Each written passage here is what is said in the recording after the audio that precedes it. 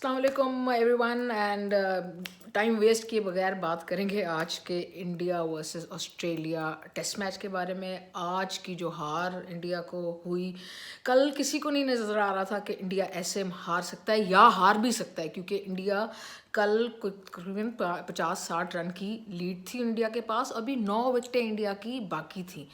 तो किसी जाविये से किसी तरीके से ये नहीं नज़र आ रहा था कि ऐसा बैटिंग कोलैप्स, इंडिया जैसी बड़ी बैटिंग लाइनअप जिसकी इतनी बातें होती हैं कि ऐसी बैटिंग लाइनअप और वैसी बैटिंग लाइनअप, उसका ऐसा कोलैप्स हो सकता है। खासकर एडिलेड की विकेट पे, जो कि ऑस्ट्रेलिया की सबसे ज़्यादा बैटिंग फ्रेंडली विकेट मानी जाती है।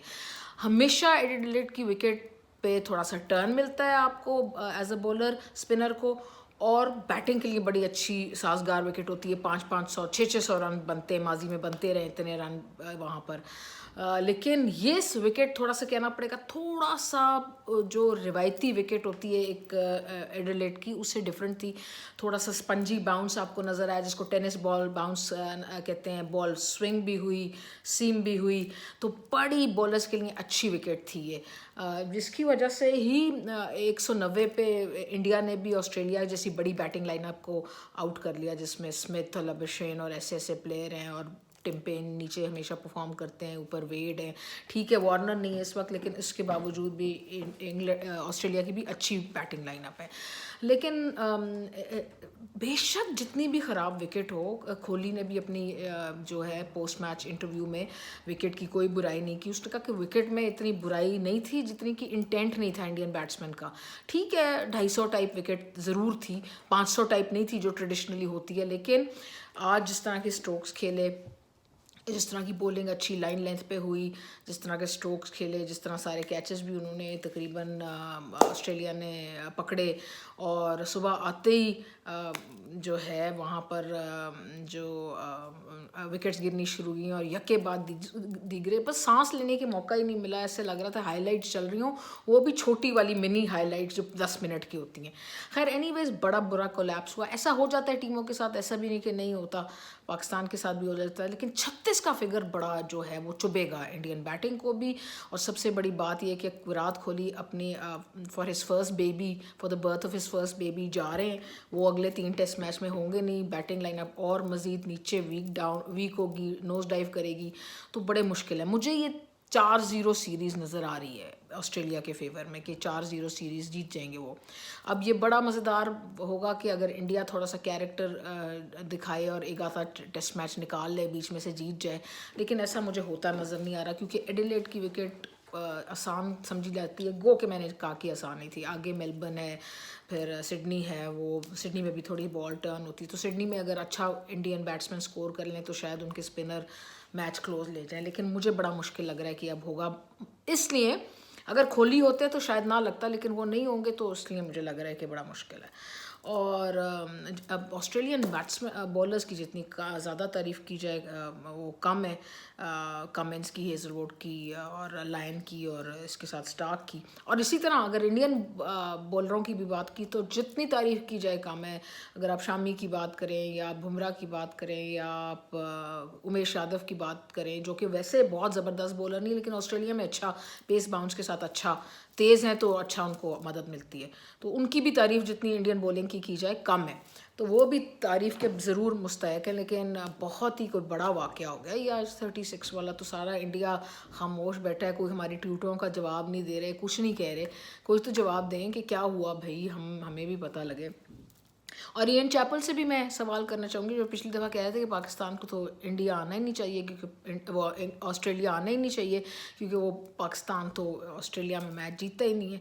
तो अब थोड़ा सा इंडिया के लिए भी कुछ फरमाया वो इयन चैपल। ठीक है, मैं मानती हूँ कि पाकिस्तान की भी बड़ी पुअर परफॉर्मेंस रहती है ऑस्ट्रेलिया में, लेकिन ये भी समझने की बात है कि ऑस्ट्रेलिया ज़रा मुश्किल टेरेन है, और ये न्यूजीलैंड भी, जहाँ पाकिस्तान अब है।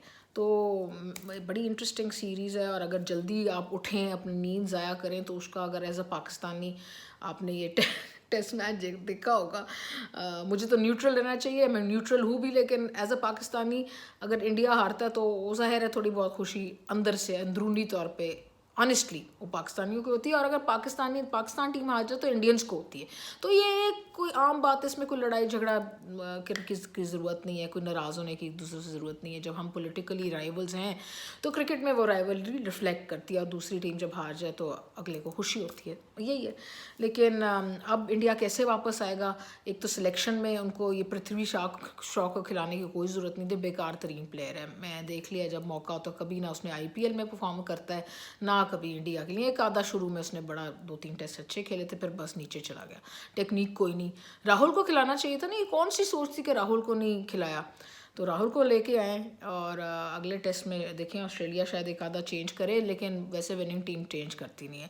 लेकिन हैरान कुन आज एक हिस्ट्री ऑफ टेस्ट मैच के लिए दिन था। उससे एक और पॉइंट ही बड़ा रेज होता है, मैं तो बिल्कुल 4 दिन के टेस्ट मैच के हक में बिल्कुल नहीं हूँ, मैं ट्रेडिशन को तोड़ने के हक में बिल्कुल नहीं हूँ। मैं चाहती हूँ 5 दिन का टेस्ट मैच रहे, लेकिन जब 2-2 ढाई दिन में टेस्ट मैच ख़त्म होंगे तो फिर जो 4 दिन के हक में लोग हैं वो ज़्यादा बोलेंगे, और उनको जो उनका आर्ग्यूमेंट है उसमें वज़न भी होगा।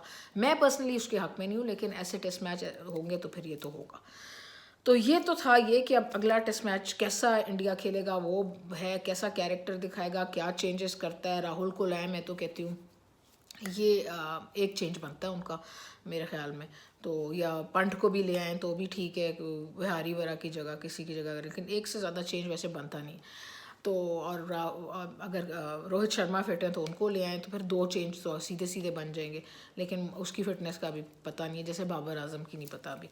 तो ये है, लेकिन आज एक तारीख़ी दिन है क्रिकेट के लिए। और फिर पाकिस्तान की थोड़ी सी बात कर लेते हैं। पहला T20 हम हार गए, शादाब को कप्तानी करनी पड़ी। ज़ाहिर है हमारा star batsman, one of the top batsman in the world right now, Babar Azam नहीं थे, वो उसका पाकिस्तान को नुकसान हुआ, लेकिन पाकिस्तान अच्छा कम बैक किया। 4 विकेटें गिरी थी 36 पे मेरे ख्याल में, या 35 पे, इस तरह कुछ, और उसके बाद 150 तक स्कोर कर लेना ये एक अच्छा साइन है।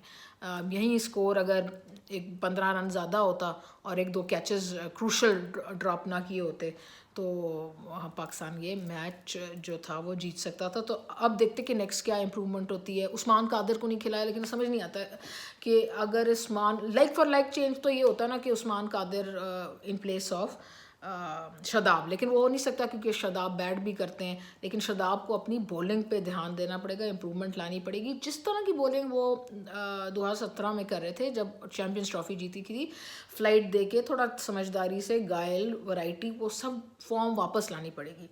अब उस्मान कादिर को लाना तो चाहिए, लेकिन इमाद वसीम की जगह ला सकते हैं, वो तो सिंपल चेंज बनता है। लेकिन क्या हमारी मैनेजमेंट और हमारा कप्तान इतना ब्रेव है कि सीनियर प्लेयर को ड्रॉप कर सके, ये तो देखने की बात।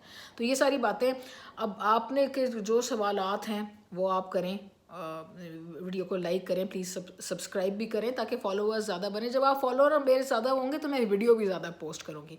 और बहुत शुक्रिया आप लोगों की सारी जो इतनी you guys are so kind to me and so respectful and always listen to me. तो इस वीडियो पे भी अपने सवाल भेजें, लाइक करें और सब्सक्राइब करें, ठीक है। तो आई विल बी वेटिंग कि आप लोगों के क्या इस पे तासुरात हैं, तो डिस्कशन करते हैं। अपना बहुत सा ख्याल रखें, सेफ़ रहें, मास्क पहनें, सेफ़ डिस्टेंस रखें एक दूसरे से, शादियों पे ना जाएं खुदा के वास्ते, अगले साल भी शादी हो सकती है।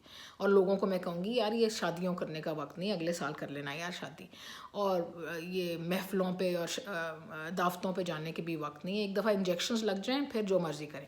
चलिए अपना बहुत ख्याल रखें, वीडियो को लाइक करें, सब्सक्राइब करें और अपने कॉमेंट्स ज़रूर भेजें। ओके, खुदा हाफ़िज़।